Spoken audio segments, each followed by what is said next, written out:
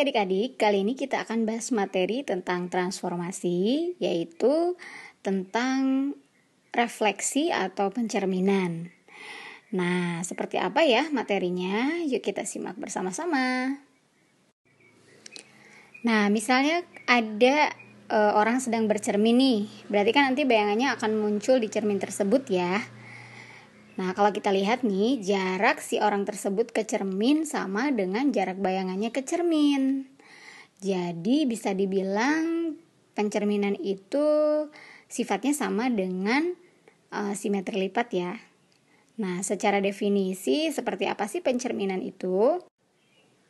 Pencerminan atau refleksi yaitu memetakan setiap titik dari suatu bangun melewati garis pencerminannya.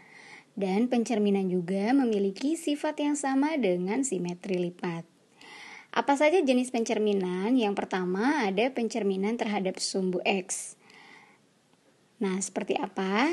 Contohnya ada titik A, X, Y dicerminkan terhadap sumbu X, maka bayangannya menjadi X, min Y. Nah, contoh soalnya seperti ini.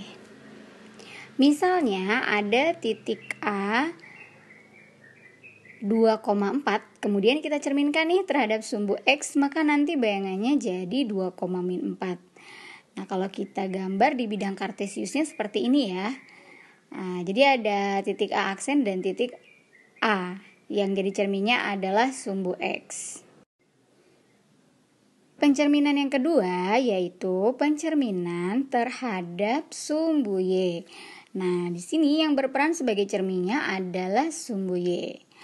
Jadi, jika ada titik A, X, Y dicerminkan terhadap sumbu Y, maka aksennya menjadi negatif X, Y. Contoh soalnya, misalnya titik A 1,3 nih, kemudian kita cerminkan terhadap sumbu Y, maka hasil bayangannya menjadi negatif 1,3. Nah, kalau misalnya kita gambarkan dalam bidang kartesius, gambarnya seperti ini. Nah, jadi ada A dan ada A aksen, yang jadi cerminnya adalah sumbu Y. Pencerminan yang ketiga yaitu pencerminan terhadap titik pusat 0,0.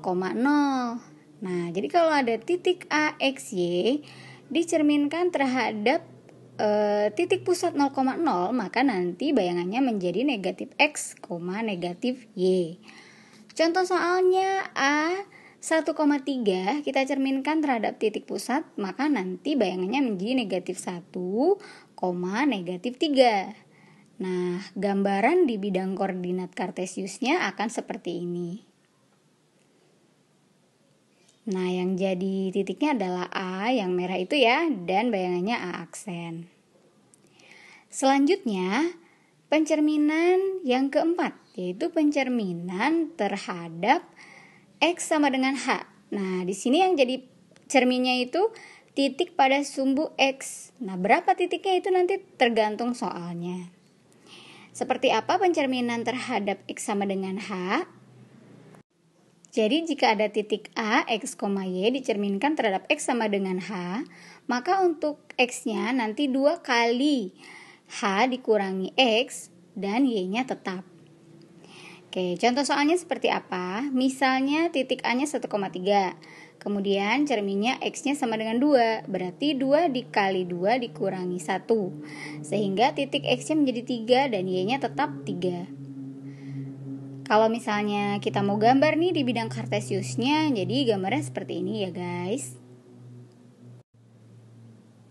Nah, jadi nanti ada titik A dan ada titik bayangannya aksen, kemudian cerminnya adalah X yang nomor 2.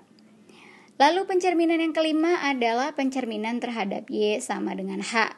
Jadi di sini yang jadi titik cerminnya adalah titik di sumbu Y.